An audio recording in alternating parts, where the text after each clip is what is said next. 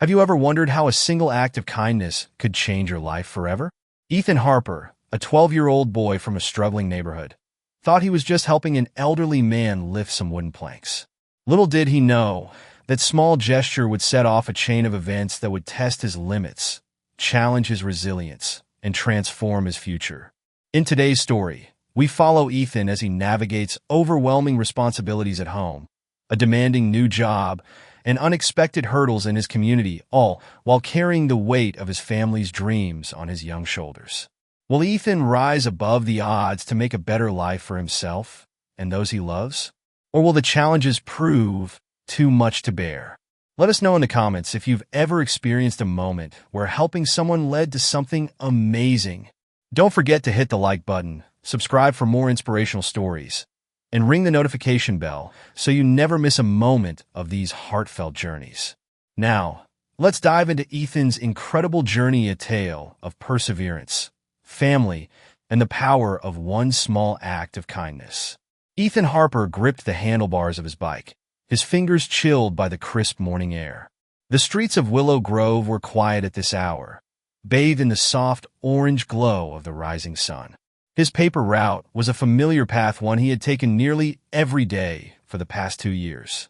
Each turn and crack in the road were as familiar as the lines on his 12-year-old hands. The newspapers, stacked haphazardly in the crate attached to the back of his bike, wobbled as he pedaled over a pothole. Ethan steadied the load with one hand and sighed. His bike was older than he was, a hand-me-down patched together with mismatched parts, but it got the job done. Willow Grove wasn't the kind of place where people talked about dreams. Most of the neighborhood's residents had been hit hard by the factory closures years ago, and the remnants of that prosperity were barely visible now.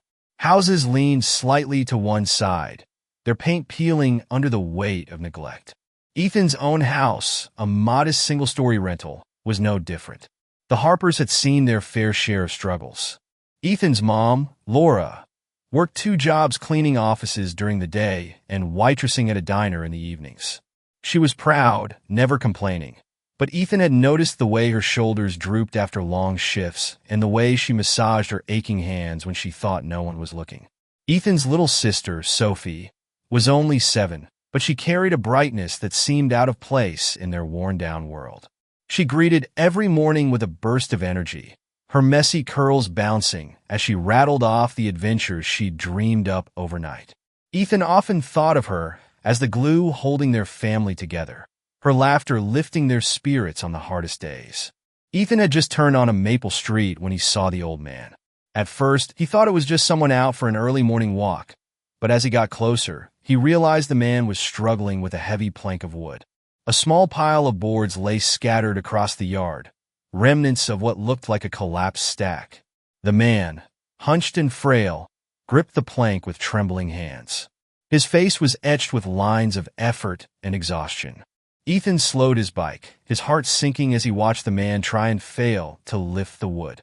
He hesitated. His delivery schedule was tight, and stopping now would mean rushing to finish later. But something about the scene tugged at him. He set his bike against the fence and called out, "Hey, mister, need some help?" The man looked up, startled. His watery eyes were tired but kind.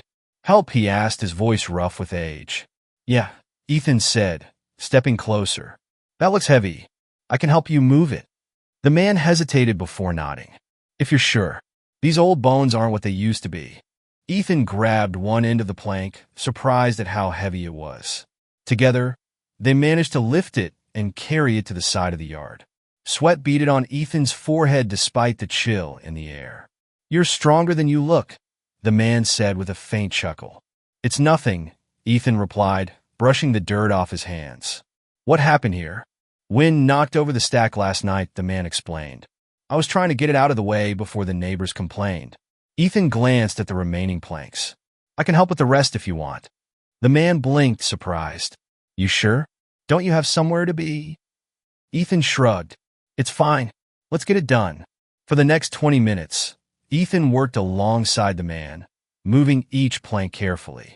By the time they finished, his arms were sore, but the satisfaction of seeing the neatly stacked wood made it worth it.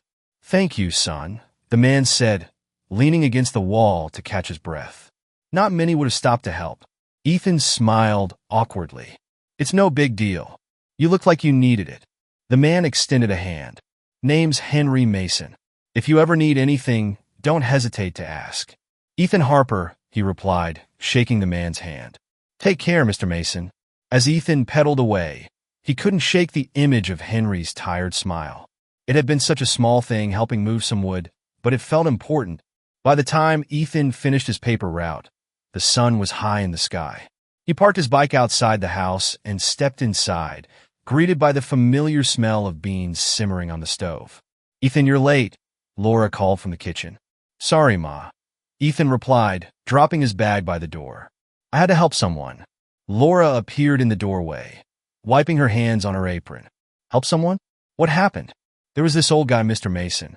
He needed help moving some wood, Ethan explained. Laura gave him a long look, her expression softening. You got a good heart, Ethan. Just don't let people take advantage of it. I won't, Ethan said, though her words lingered. Sophie ran into the room, her face lighting up when she saw Ethan. Gabby, you're home. Ethan laughed as she wrapped her arms around his waist. Miss me, Squirt? She nodded enthusiastically. I drew you a picture. She ran to the kitchen table and grabbed a sheet of paper, holding it up proudly. It was a crayon drawing of their family, Ethan, Sophie, and Laura standing in front of their house. Ethan's heart swelled as he took the drawing. This is amazing, Sophie. I'm going to put it on my wall. You like it? She asked, beaming. Of course I do, Ethan said, ruffling her curls. That night, as the house grew quiet, Ethan lay awake in bed. His arms ached from the day's work, but his thoughts kept drifting back to Henry. Something about the old man's gratitude stuck with him. He didn't feel like a hero, just a kid trying to do the right thing, but it felt good to help someone. The next morning, Ethan's routine resumed as usual. He was halfway through his deliveries when he passed by Henry's house. The wood pile was neatly stacked, just as they'd left it. Henry wasn't outside, but Ethan felt a small flicker of pride as he rode past. Ethan's home life revolved around the rhythm of their small household, each day blending into the next with an unspoken agreement to do their best for each other. After finishing his paper route, Ethan often spent his afternoons helping around the house while Laura worked long hours. Sophie's boundless energy filled the quiet moments, her laughter echoing through the walls. One evening, Ethan sat at the kitchen table, a pile of Sophie's schoolbooks spread out before him. Sophie sat cross-legged in the chair beside him, her face scrunched up in concentration as she copied letters from a workbook. Gabby, how do you spell butterfly again? She asked, her pencil poised midair. Ethan leaned over to check her work. You've almost got it. Sophie frowned, erasing furiously. Why do all the good words have so many letters? Ethan laughed. You'll get it. You're smart, Squirt. Laura entered the room, her face drawn with exhaustion, but her smile warm. You're a good teacher, Ethan. Sophie's lucky to have you. Thanks, Ma, Ethan said, feeling a flicker of pride. He turned back to Sophie. Okay, one more time. Let's get it right. The neighborhood of Willow Grove was small and tight-knit, but it bore the scars of economic hardship. Most families, like the Harpers, scraped by with whatever work they could find. Despite this, there was a sense of community, a shared understanding that everyone was doing their best to survive. Ethan knew almost everyone on his paper route. There was Mrs. Lopez, who always greeted him with a plate of cookies when he delivered her paper. Mr. Johnson at the corner store was gruff but kind in his own way, slipping Ethan an extra piece of candy for Sophie every now and then. But not everyone in Willow Grove was as supportive. A group of older boys, known for loitering near the park, often made snide remarks when Ethan rode by. Still playing delivery boy, Harper? One of them sneered as Ethan passed one afternoon. Ethan ignored them, focusing on pedaling faster. He didn't have time for their nonsense, but their words stung. When he got home, Laura noticed the tension in his shoulders. What's wrong? She asked, setting down a pot of beans on the stove. Nothing, Ethan mumbled. Laura gave him a knowing look, but didn't press further. You don't have to let people like that bother you, Ethan. They don't know how hard you work. I know, Ethan said. It's just, it gets old, you know? Laura nodded, her eyes soft with understanding. You're stronger than you think, Ethan. Don't forget that. One night, after Laura and Sophie had gone to bed, Ethan sat on the porch steps, staring out at the quiet street. The night air was cool, and the faint hum of cicadas filled the silence. His thoughts wandered back to Henry Mason. The old man's gratitude had been so genuine, and it made Ethan realize how rare it was for people to stop and truly see each other. In Willow Grove, life moved fast, even when it felt slow. Everyone was caught up in their own struggles. Ethan thought about Laura and how hard she worked to keep their family afloat. He thought about Sophie, who deserved so much more than what they could give her. And he thought about himself, how much he wanted to help, to make things better, even if he didn't know how. Reaching into his pocket, he pulled out Sophie's latest drawing, now creased from being folded and unfolded so many times. It was a picture of their family standing in front of their house, with a bright yellow sun shining down on them. Ethan traced the lines with his finger, a small smile tugging at his lips. He didn't know what the future held, but he knew he would do whatever it took to protect that picture to make Sophie's vision of their family a reality. The following morning, Ethan decided to stop by Henry Mason's house again. Something about the man had stayed with him, and he wanted to check in. When he arrived, Henry was sitting on the porch, a steaming cup of coffee in his hand. He looked up and smiled when he saw Ethan. "Back again, huh?" Henry said. "Didn't think I'd see you so soon." Ethan shrugged. "Just wanted to see how you were doing." Henry gestured to the chair beside him. "Well, sit down then. No use standing around." Ethan sat, the wooden chair creaking under his weight. For a while, they talked about the weather, about Henry's years working in the factories, and about the neighborhood. "You remind me of myself when I was your age," Henry said after a pause. "Really?" Ethan asked, doubtful. "'Cause it's hard to believe, I know. But yeah, I used to take odd jobs to help my family. We didn't have much, but we had each other. That's what mattered." Ethan nodded, his chest tightening. He thought of Laura and Sophie, of the quiet sacrifices they all made for each other. Henry reached over and patted Ethan's shoulder. "You're a good kid, Ethan. Don't let this world make you hard." "I'll try," Ethan said, though he wasn't sure what Henry meant. As he left, Ethan felt lighter, as if the weight of his responsibilities had eased, if only for a little while. The next morning started like any other. Ethan was halfway through his paper route when he noticed something unusual: a sleek black car parked outside Henry Mason's house. The car stood out in Willow Grove, where most vehicles were old trucks or second-hand sedans held together with duct tape and prayers. Ethan slowed his bike, curiosity mingling with unease. As he approached, the driver's door opened, and a man stepped out. He was tall, sharply dressed, and bore a striking resemblance to Henry. "Are you Ethan Harper?" the man asked, his voice calm but direct. Ethan hesitated. Yeah. Who's asking?" The man smiled faintly. "I'm James Mason. My father, Henry, told me about you. He said you helped him the other day." Ethan nodded, shifting on his feet. "Yeah, I guess so. Is he okay?" James's smile widened. "He's fine. Better than he's been in a while, actually. And it's thanks to you. He wanted me to come find you to thank you properly." "Thank me?" Ethan asked, confused. "I didn't do anything special." "To you, maybe it wasn't special," James replied. "But to him, it meant a lot. And to me too." James gestured to the car, pulling out a briefcase and a small envelope. "Listen, Ethan, I run a logistics company downtown. We're always looking for hard-working young people with integrity, and my father couldn't stop talking about you. I'd like to offer you a chance to work with us, a way to earn a little more and maybe learn some new skills." Ethan's eyes widened. "A job? At your company?" James nodded. "It's nothing glamorous, but it's honest work. Sorting papers, running small errands, simple stuff to start. What do you think?" Ethan hesitated. He thought about his current schedule, delivering papers, helping Laura around the house, looking after Sophie. Could he really take on more? "I'd have to talk to my mom," Ethan said finally. "Of course," James said, handing Ethan a business card. "Take your time, and if you decide you're interested, give me a call." Ethan rode home that day with his mind racing. He wasn't sure if this was a chance he could take or if it was even real, but something about James's sincerity made him want to believe.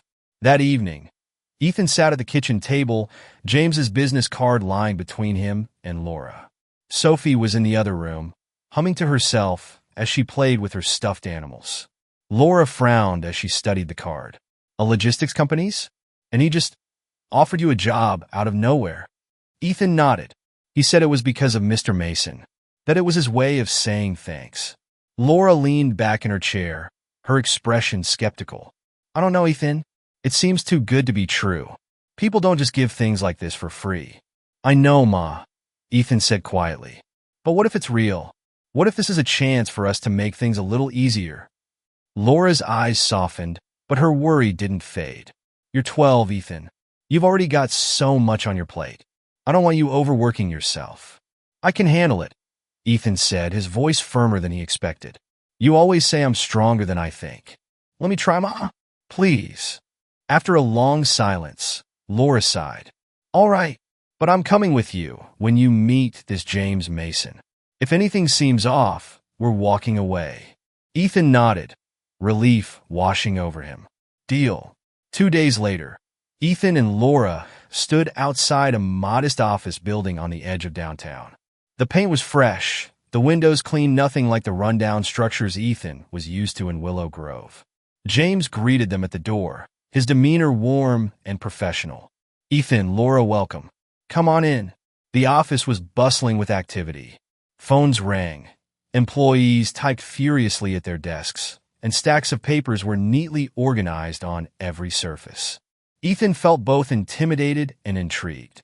James led them to a small conference room and introduced them to David, a friendly-looking man in his 30s. David will be your supervisor, Ethan, James explained. He'll show you the ropes and make sure you're comfortable. David extended a hand. Nice to meet you, Ethan.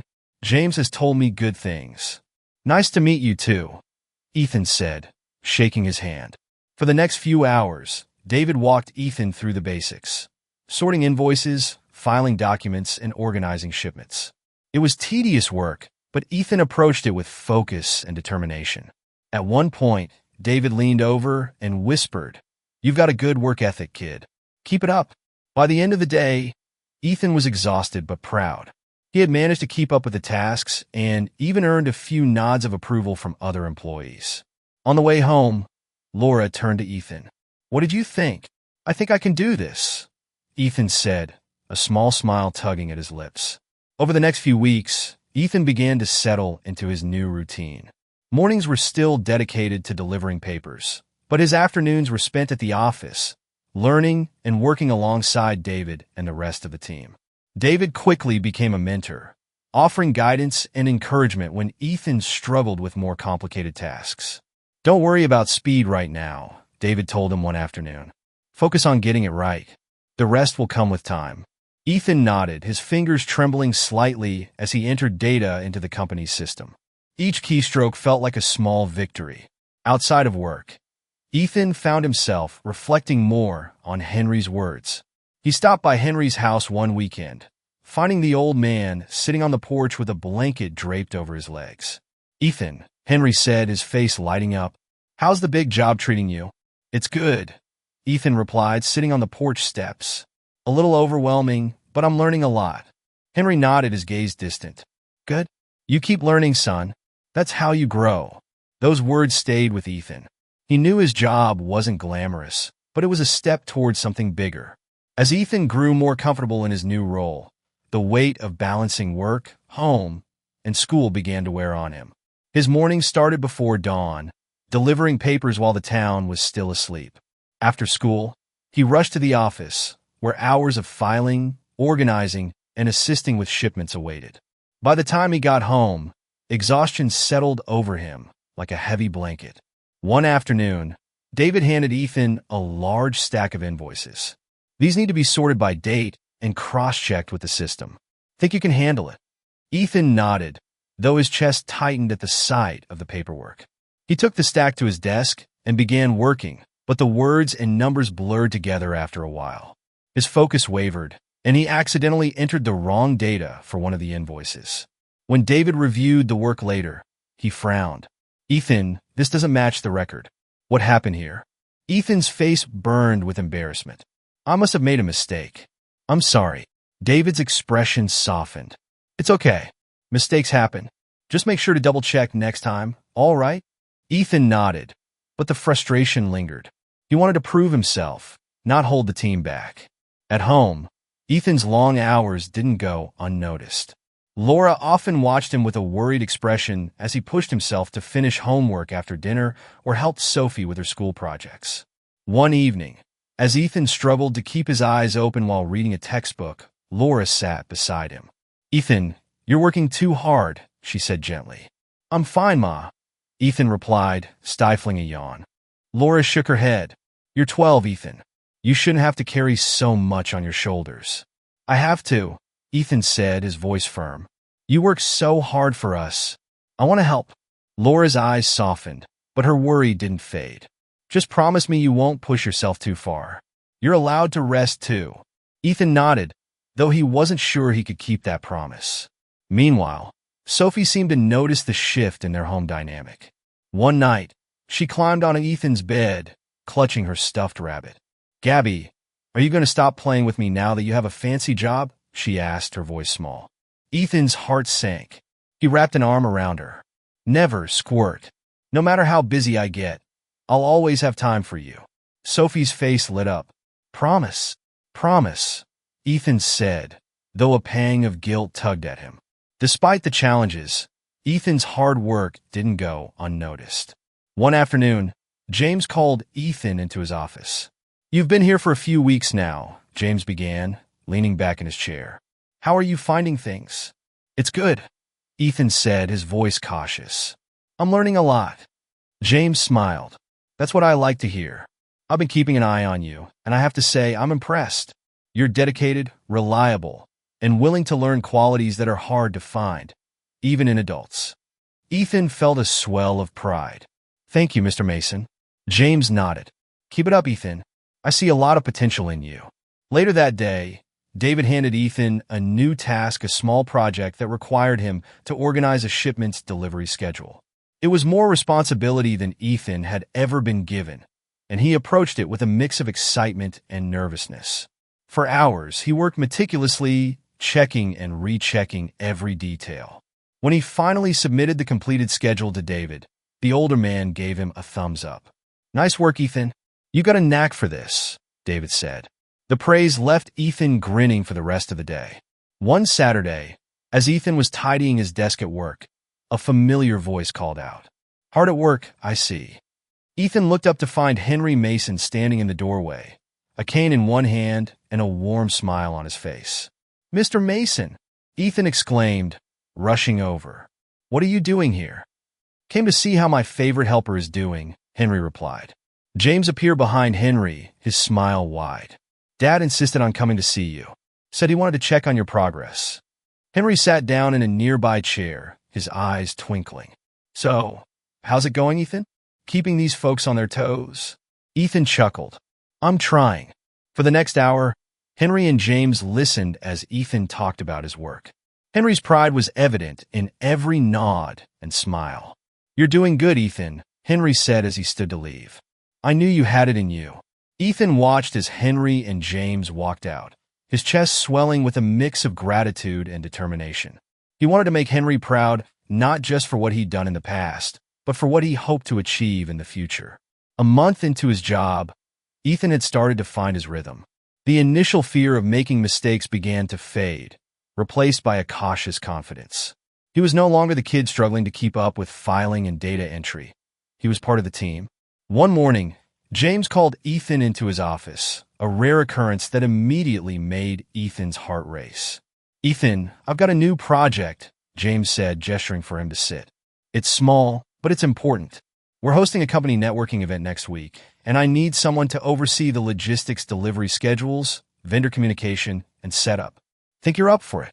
Ethan blinked, unsure if he'd heard correctly. "Me? But—" James interrupted with a smile. "You've proven yourself, Ethan.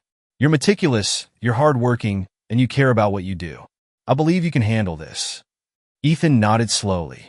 For the next week, Ethan poured himself into the project. He coordinated with vendors, double-checked orders, and planned the event setup down to the smallest detail. It was exhausting, but the satisfaction of seeing everything come together kept him going. The night of the event arrived, and Ethan stood in the background, watching as guests mingled and complimented the flawless organization. James approached him, clapping a hand on his shoulder.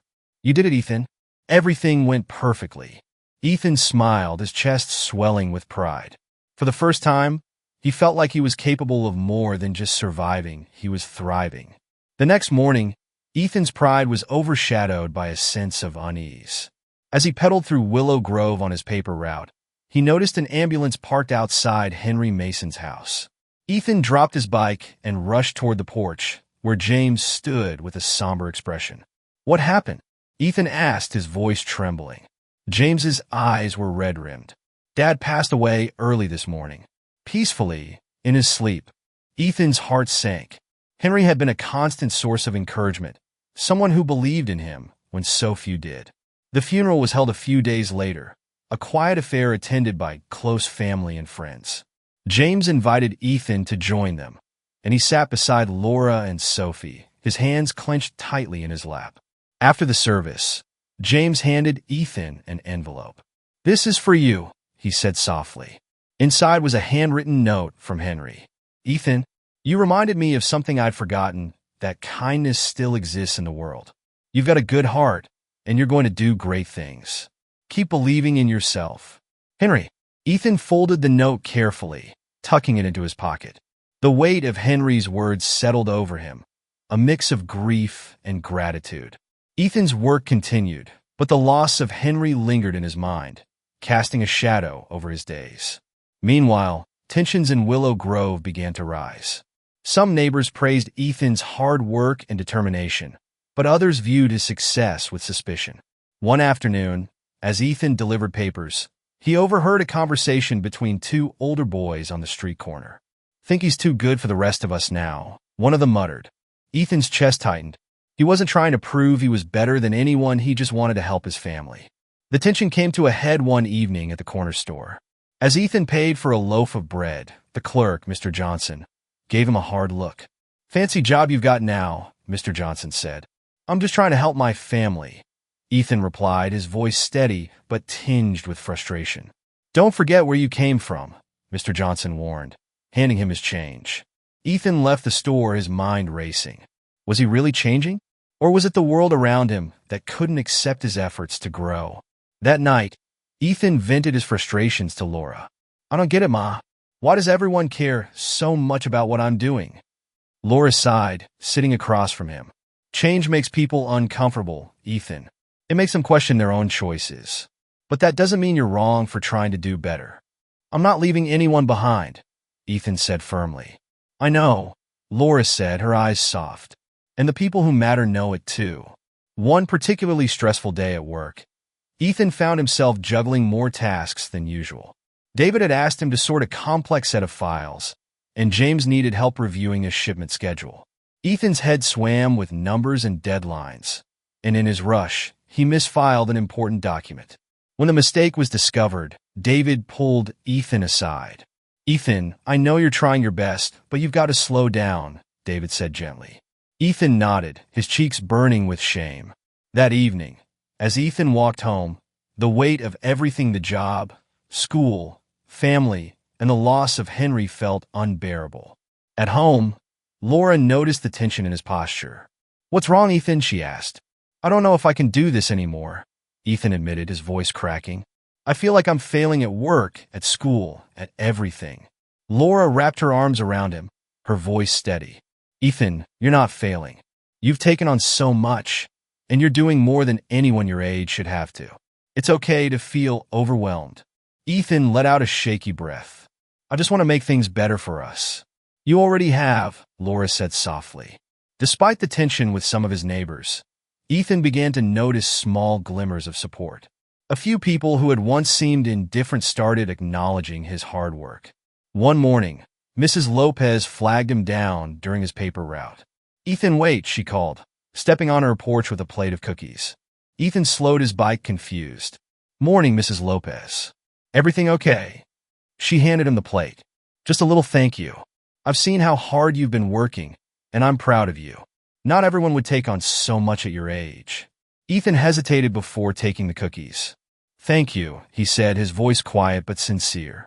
Moments like these were rare, but uplifting. They reminded Ethan that not everyone doubted him. Slowly, other small gestures followed: a friendly wave from a neighbor, an encouraging word from someone at the store. Even Mr. Johnson, the corner store clerk who had been critical before, seemed to soften. "Busy day at work?" Mr. Johnson asked one evening as Ethan bought milk. Ethan nodded cautiously. "Yeah, but it's getting better." "You're doing good, kid," Mr. Johnson said, surprising Ethan. "Keep it up." Though the tension in the community wasn't entirely gone, these moments gave Ethan a renewed sense of belonging. One quiet afternoon, Ethan sat on his bed, Henry's note clutched in his hand. He had read the words countless times, but they never lost their power. "You reminded me of something I'd forgotten, that kindness still exists in the world. You've got a good heart, and you're going to do great things. Keep believing in yourself." The words felt like a lifeline, especially now. Ethan thought about the way Henry had always seemed to see the best in him, even when Ethan couldn't see it himself. Feeling restless, Ethan grabbed his bike and rode to the Mason house. Though Henry was gone, the house still held his presence.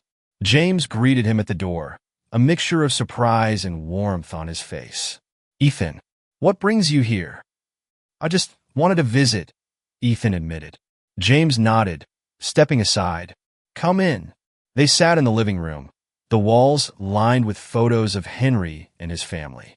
Ethan's gaze lingered on a picture of Henry as a young man, standing proudly in front of a factory.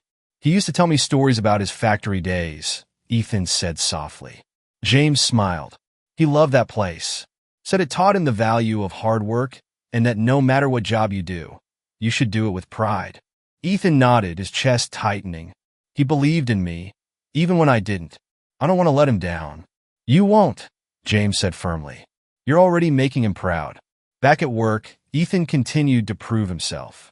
David and James began trusting him with more challenging tasks, and one day, James called him into his office again.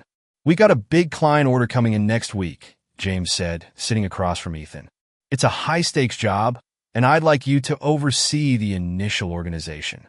Ethan's eyes widened. "Me? But what if I mess up?" James smiled. "That's always a possibility, Ethan. But I believe in you, and I think you're ready for this. You'll have support if you need it." Ethan nodded, determination flickering in his chest. "That's it." The next week was a whirlwind of activity. Ethan spent hours coordinating delivery schedules, checking inventory, and ensuring everything was in place for the client's review. He stayed late most nights, the pressure building but never overwhelming him. When the job was finally completed, James gathered the team for a quick meeting. "I just want to take a moment to recognize Ethan," James said. "He stepped up in a big way for this project, and it couldn't have gone better." The team applauded, and Ethan's cheeks flushed. It was a small moment, but it meant the world to him. Just as things seemed to be improving, another challenge arose. A shipment mix-up at the office left a client frustrated, and Ethan, though not directly responsible, found himself caught in the fallout. David called Ethan into his office, his tone serious. "Ethan, I need to know if there were any errors on your end with this shipment." Ethan racked his brain, replaying every step of the process. "I don't think so," he said cautiously. "I didn't know that." "I believe you. But the client is upset, and we need to get to the bottom of this quickly." Though Ethan wasn't blamed, the experience shook his confidence. He spent the next few days double and triple-checking every task, worried about making even the smallest mistake. At home, Laura noticed the tension. "You're working yourself too hard again," she said one evening. "I just don't want to mess up," Ethan admitted. "You're human, Ethan," Laura said gently. "You're allowed to make mistakes. What matters is how you handle them." Ethan nodded, though the weight of responsibility still loomed over him. The pressures of Ethan's responsibilities at work, school, and home began to weigh heavily on him. While he had made strides in balancing his workload, the constant demand left little room for rest. At home, Laura's health continued to decline. One evening, after another long day, Ethan came home to find her sitting at the kitchen table, her face pale and her hands trembling as she folded a dish towel. "Ma, you okay?" Ethan asked, alarmed. Laura smiled weakly. Fine," Ethan. Just a little tired. You should see a doctor, Ethan urged, sitting beside her.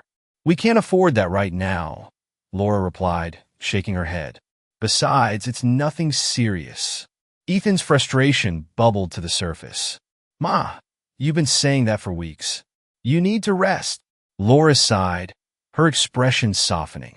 And who's going to keep things running if I don't? You're already doing more than enough, Ethan. The conversation left Ethan feeling helpless. He wanted to do more, but there were only so many hours in the day. At work, Ethan's growing fatigue began to show. One day, David noticed him struggling to keep his eyes open as he sorted through a stack of documents. Ethan, take a break, David said gently. I'm fine, Ethan insisted, though his voice lacked conviction. David frowned. You've been pushing yourself too hard. You can't pour from an empty cup, kid. Rest is part of the process. But Ethan found it difficult to heed the advice. The weight of expectations, both real and imagined, pressed on him constantly. Ethan's breaking point came one chaotic afternoon at the office. A shipment error left the entire team scrambling to fix the problem, and Ethan was tasked with finding missing paperwork related to the order. As he sifted through the files, his hands shaking from exhaustion, he realized he couldn't find the document. Panic set in, and his mind raced with worst-case scenarios. Ethan, where's that file? David asked, his tone more tense than usual. I don't know, Ethan stammered, his heart pounding. David sighed, running a hand through his hair. All right, let's retrace our steps. We'll figure it out. Though the issue was eventually resolved, Ethan felt like he had failed. As the day wore on, he withdrew further into himself, the weight of his perceived inadequacies threatening to crush him. That evening, Ethan sat on the porch steps of his house, staring out at the darkened street. Sophie joined him, clutching her stuffed rabbit. Gabby, why are you sad? She asked, her voice soft. Ethan forced a smile. I'm just tired, Squirt. Nothing to worry about. You do so much, Sophie said, resting her head on his shoulder. You're like a superhero. Ethan's chest tightened at her words. He didn't feel like a superhero. He felt like a fraud. When Laura found him later, still sitting outside, she sat beside him without a word. After a long silence, she placed a hand on his shoulder. Ethan, you don't have to do everything on your own, Laura said gently. We're a team, remember? It's okay to ask for help. Ethan looked at her, tears brimming in his eyes. But I don't want to let you down. You could never let me down, Laura said firmly, pulling him into a hug. The next day, Ethan woke up with a renewed sense of determination. He realized he couldn't keep pushing himself to the brink. It wasn't sustainable, and it wasn't what Henry or his family would have wanted. At work, he approached David. I wanted to say sorry about yesterday, Ethan said. I was overwhelmed, but I'm going to do better. David nodded, his expression kind. Ethan, you don't have to apologize. Mistakes happen. What matters is how you move forward. With David's support, Ethan began to tackle his tasks with a more measured approach. He learned to pace himself, prioritizing quality over speed. He also started leaning on his team more, recognizing that he didn't have to shoulder everything alone. At home, Ethan encouraged Laura to take a step back from her cleaning jobs, using part of his earnings to cover the gap. Though Laura was initially resistant, she eventually agreed, her health improving as she took time to rest. Sophie, too, noticed a shift. Ethan made a point to spend more time with her, playing games and helping with her schoolwork. Their bond grew stronger, and Sophie's laughter once again filled the house. One evening, as they sat together on the living room floor, Sophie looked up at Ethan and said, Gabby, you're my hero. Ethan smiled, his heart swelling. You're my hero too, Squirt. As Ethan found balance in his life, his relationship with the community began to improve as well. The whispers of doubt and resentment faded, replaced by nods of respect and quiet support. One Saturday, Mrs. Lopez invited Ethan and his family to a neighborhood potluck. Laura hesitated at first, but Ethan convinced her to go. At the gathering, neighbors who had once been critical of Ethan approached him with warm smiles. You've shown us what hard work looks like, Mr. Johnson said, clapping Ethan on the back. You've made us proud. Ethan's chest tightened at the words. For so long, he had felt like an outsider in his own neighborhood, but now he realized that his perseverance had made an impact. Later that evening, as Ethan helped clean up, Mrs. Lopez pulled him aside. "You've done something special, Ethan," she said. "You've reminded all of us that it's possible to rise above our circumstances." Ethan nodded, his throat tight with emotion. He hadn't set out to inspire anyone, he had simply wanted to help his family. But hearing those words filled him with a sense of purpose. Ethan's work life steadily improved as he continued to grow in his role. He found himself taking on increasingly complex tasks, each one a new opportunity to prove his capabilities. The trust that David and James placed in him became a source of motivation, and Ethan poured himself into learning every aspect of the job. One morning, James called Ethan into his office. "Ethan, we've got a high-profile client," James began. "It's a big deal for the company, and I'd like you to take point on organizing their shipment schedules. It's a challenge, but I think you're ready." Ethan felt a mix of excitement and nervousness. "I'll do my best, Mr. Mason." James smiled. "I know you will." The project required meticulous planning. Ethan spent hours coordinating with vendors, triple-checking inventory, and ensuring every detail was accounted for. The workload was heavy, but this time, Ethan approached it with a balanced mindset. He delegated smaller tasks to his coworkers and asked for help when needed, drawing on the lessons he had learned. When the project was successfully completed, James gathered the team in the conference room to celebrate. "Ethan, you've outdone yourself," James said, raising a glass of sparkling cider. "Your dedication and attention to detail made all the difference." Ethan's cheeks flushed as his co-workers clapped and cheered. The moment felt surreal, a far cry from the overwhelmed boy he had been just months ago. At home, the effects of Ethan's growth were evident. Laura's health had improved significantly since she started resting more, and the household felt lighter without the constant strain of financial worry. One evening, as Ethan helped Sophie with her homework, Laura watched from the kitchen, her heart swelling with pride. "You've done so much for us, Ethan," Laura said, joining them at the table. "I can't thank you enough." "You don't have to thank me, Ma," Ethan replied. "We're a team, remember?" Laura smiled, her eyes misty. "We are, and I couldn't be prouder of the young man you're becoming." Sophie looked up from her workbook.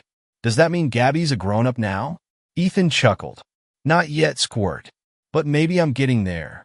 The family shared a quiet moment of laughter, the kind of warmth that Ethan had fought so hard to protect.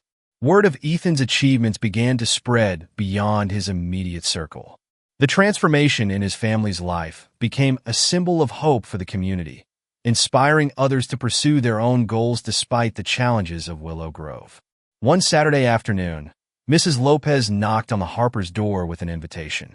"We're hosting a neighborhood potluck," she said, "and it's in honor of Ethan. We all wanted to thank him for everything he's done."